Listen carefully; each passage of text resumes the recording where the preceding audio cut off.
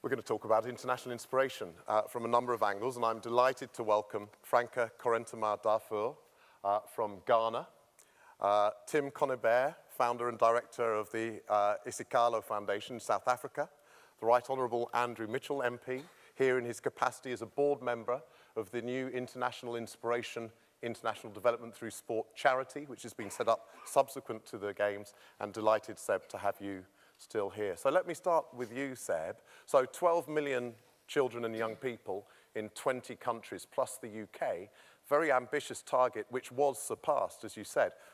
What drove you to carry on at that point, and not just to say, job done?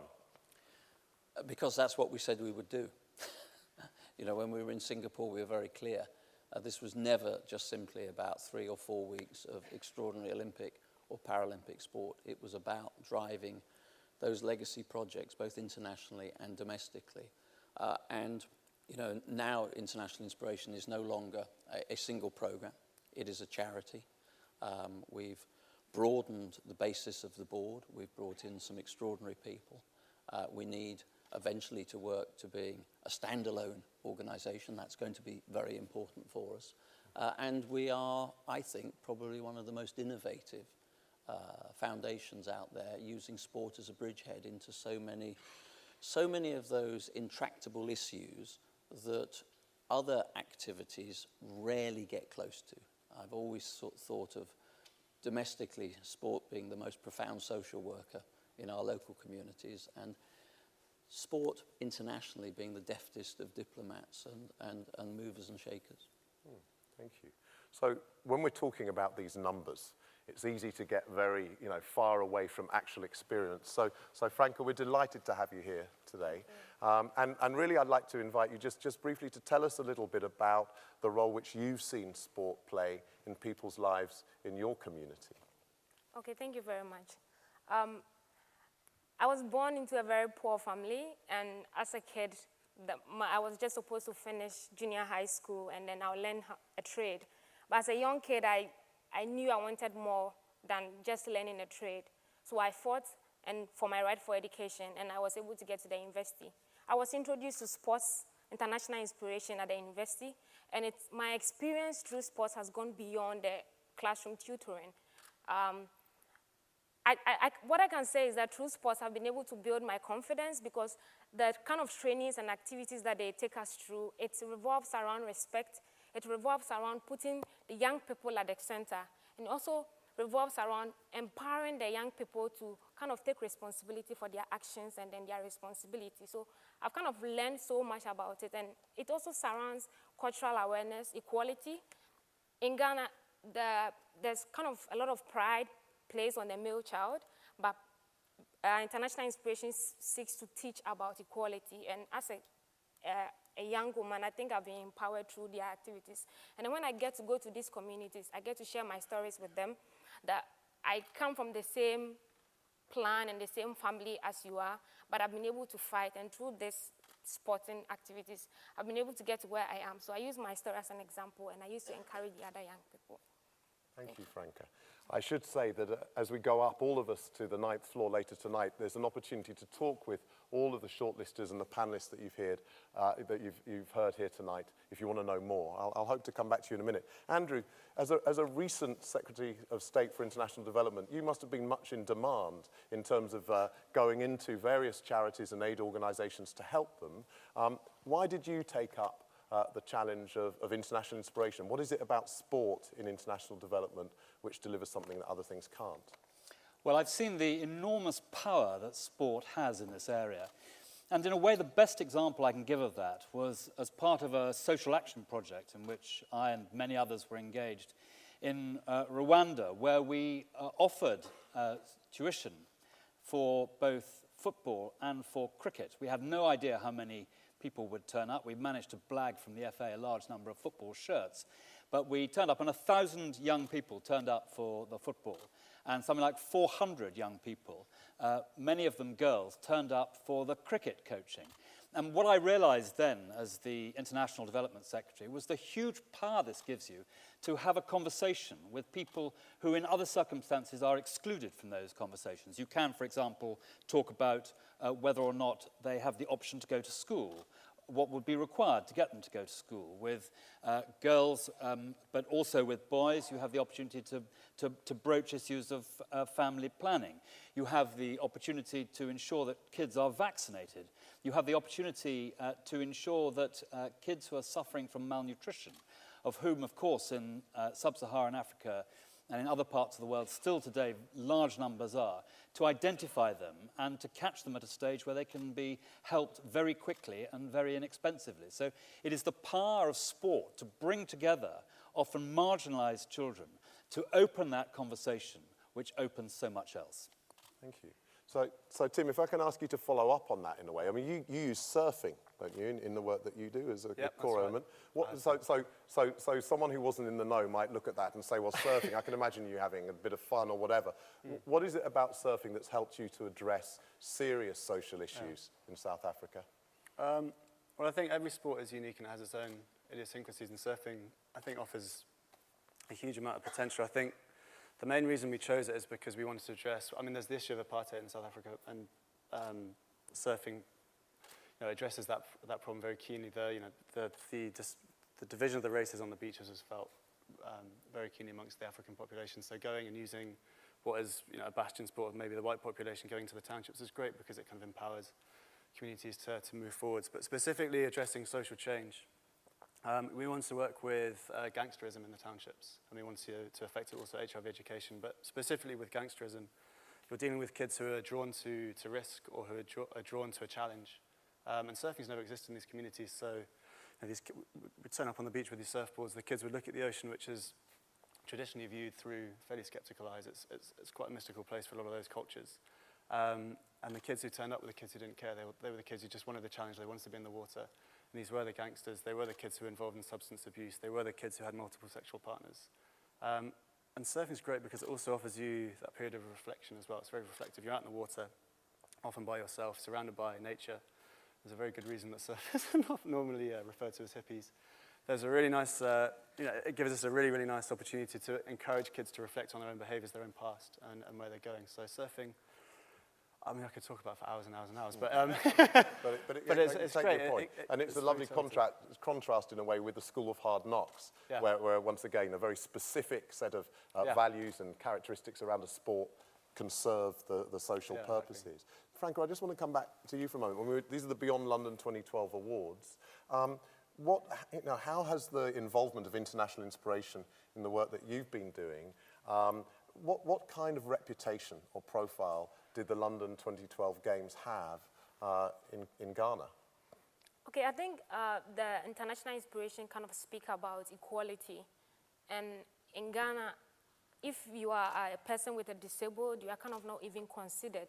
But when we look at the Paralympic Games and what the wonderful thing that they are doing, we are kind of encouraged that they also have some kind of potential that they can also contribute. So it was kind of very important. And in all the trainings of international inspiration, they make sure that they use like equality as one of the central key that they address, and then also empowerment of women.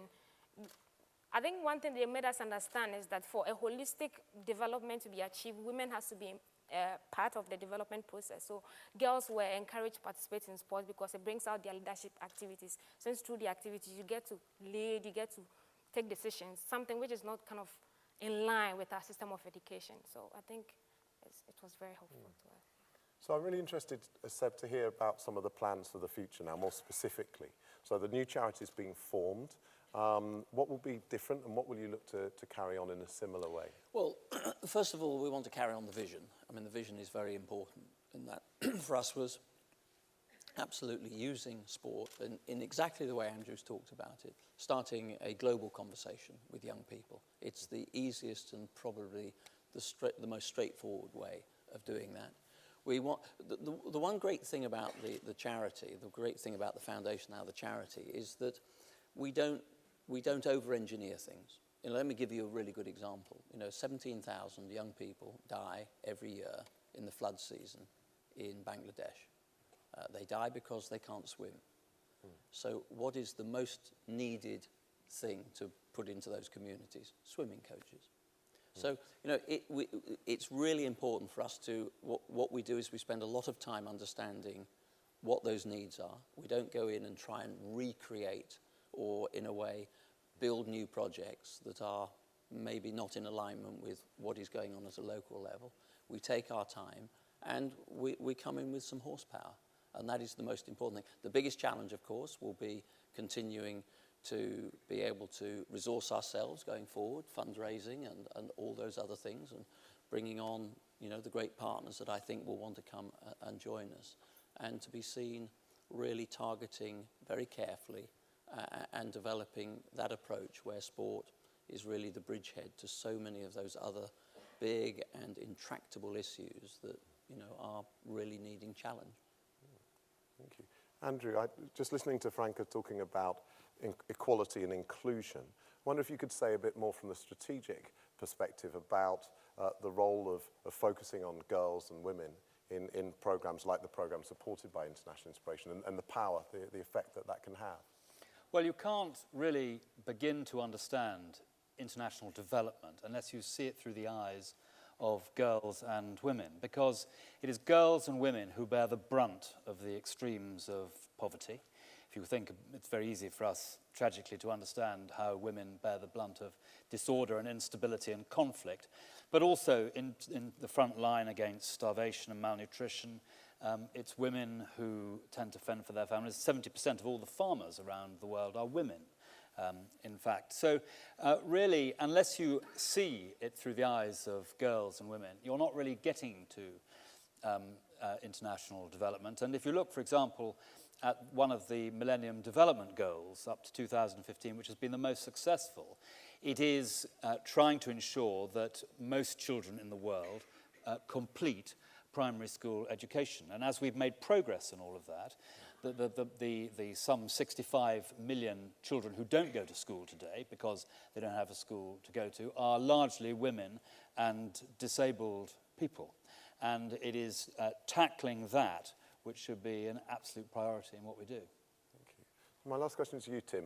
You agreed to come and join us tonight because you believe in the power of international inspiration. What's international inspiration done for your programme? Well, actually, I think Seb's point about horsepower is probably the most pertinent, because if, very briefly on the history of Waves for Change, it started about as grassroots as you can go. It literally was started by the guys who used to get back in the back of my car and we'd go down to the beach. So Apiwe Cheche, Bongani and Lovell, two young South Africans who 19-year-old, 20-year-old kids who wanted to learn to surf. We had this vision of actually taking Waves for Change to other township communities, broadening it, but we had no capacity. I had a background in education. They had never surfed before, they could barely swim, but they learned and they thought, well, this is a great vehicle to attract more youth. So IN gave us a capacity development grant. That connected us, you know, obviously with the brand name. It allowed us to open conversations with national, international sports federations, you know, the International Surf Association, Surfing South Africa. Through the IN network, we got connected to organisations like the Kicking Aids Out network, who had a big focus on, you know, community development through community, you know, empowering communities to actually take charge. So we developed some coach development pathways, which essentially enables all of our coaches to develop through the organisation. So eventually, 5 years, you know, down the line, Waves for Change is owned by the community, which is the end goal. And then the impact, you know, we've just completed our second year. You've got the first 6 South African internationally qualified surf coaches from the townships. We entered the highest number of African surfers into a nationally accredited surf competition last year. You've got, I think it's now 6 registered schools from Kailitra and Masipuna. That's the first for the Western Cape. And it's growing. We just had 2 guys from the local community who'd been down to the Monoa BC beach where we're based, where 70 kids surf. You know, it used to be empty, now 70 kids a day go and surf there. And they went to the local council and said, actually, you know, we want this for our beach. So the city has now contacted us and said, well, how do we make this happen? So now it's a case of, you know, working with these new partners we've met through IN, working with City Council, and establishing, well, you know, we've made it work in Kailitra, why not now in Rocklands, why not now in... and that's pretty much, I think, where the future lies. You know, it's partnerships like this. So maybe that's a brilliant place to end in terms of looking at international inspiration, because if you'll excuse the pun, the ripple effect, I think once again, Seb and Andrew will be able to tell you about multiple examples on small and large scale of the equivalent of what you've described, of doing something in a place and other people coming and look at it and governments coming and looking and saying, we want to do that too. So the 15 million that you mentioned, Seb, actually is probably a far larger number now, because curriculums have been changed for inclusion, to really unleash and harness the power of sport. I think we could go on all evening, but we have to move to the next part of the final part of the awards. I'll say thank you to you. I'll once again say to our audience, please approach particularly Franka and Tim upstairs and ask them more. We have Debbie Lai, the Director of International Inspiration, in the room, and other colleagues. You can talk to them about it. But for now, please thank our panel. Thank you very much.